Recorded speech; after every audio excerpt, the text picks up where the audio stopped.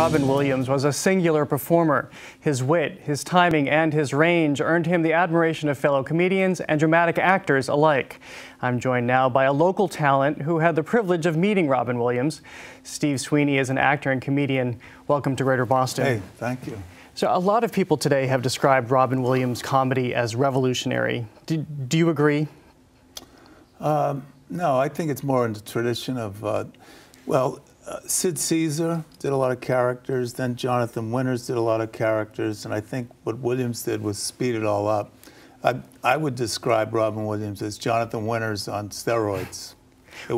But he did bring a theatricality to it, the improvisation, a lot of voices, a lot of energy. I suppose for our era, he opened it up, but he's in a tradition.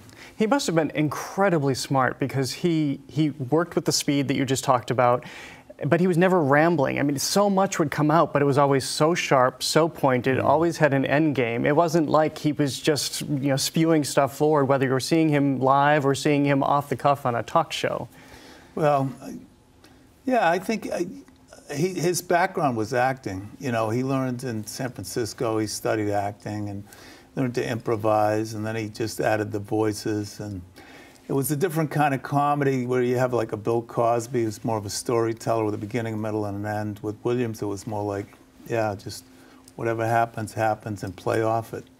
I should mention quickly that I had the opportunity to meet him when I was in college, and he was filming that Good Will Hunting scene with Matt Damon on the public garden. None of us knew who the blonde kid was because Matt Damon wasn't famous at that point, and we screamed to him. Robin Williams lifted up his shirt, did a little dance for us, and came over and spoke to us, and he was so charming and so polite and so nice, and then told us he had to pee and disappeared off to the Ritz-Carlton. You had an experience to meet him. How did you find him when he wasn't on the stage? My opinion is, I didn't know the guy, but I met him a few times.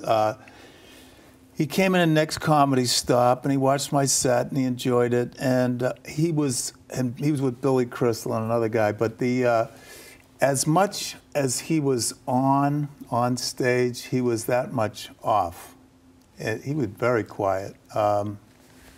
So I think this last 24 hours proves that, you just don't know. You don't know what's going on in someone's head. And I think, on the contrary, I think he was very private person. People think he was accessible. I was just talking to someone in the green room. I found him not accessible. I found him like a guy that would be very hard to know. That doesn't mean he wasn't nice. He was just very quiet. Is that what you think lent itself so well to the dramatic roles, which everybody seems to be talking about? You know what? I liked him in like Awakenings. I liked him in Insomnia, 12-Hour Photo, where he played these, well, actually in Awakenings, he plays sort of a compassionate doctor with De Niro, but in the others, he's kind of this weird guy, and I think his physical appearance lent himself to that, I think his growth as a performer toward the end came more towards the acting and kind of turning it all down, which I equate to Jim Carrey, the same thing. Jim Carrey's out there, and then he takes that energy and kind of focuses it. And working with other people, not just stand-up, because when he was out there, he was a one-man show. So there was a real arc, to his work. I think he was getting better and better. I feel that, it's very sad, this whole thing, and it's shocking, but not like surprising in a way, because he said he was in and out of rehab and he was battling depression. So what I get out of it, and that's the reason I'm doing these shows, is if somebody has depression, they should take it serious, and the people around them should take it serious. It's very serious stuff, and you need people to talk to, medication, whatever it takes. Well, I want to ask you something that so many people talk about when it comes to comedians, that the comedians have a dark side, that there's an inherent dark side. That's such a stereotype. I know more pipe fitters and iron workers with dark sides than comedians. My friends around here, Don Gavin, Lenny Clark, all this, we're just regular neighborhood guys.